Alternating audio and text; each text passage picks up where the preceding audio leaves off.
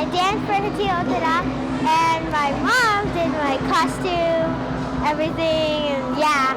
And I'm here at the Orahiri 2017, and I'm ready to compete.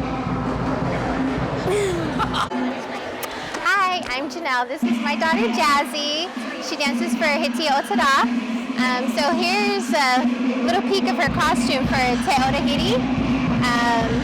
Takes a long time to do, maybe a few hours, maybe a good 3 to 6 hours depending on how detailed it is.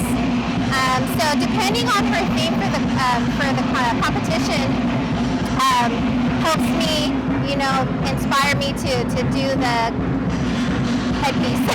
And then she has a matching neck piece here and a bracelet that I also made. So we'll put it all together and we'll see how everything looks.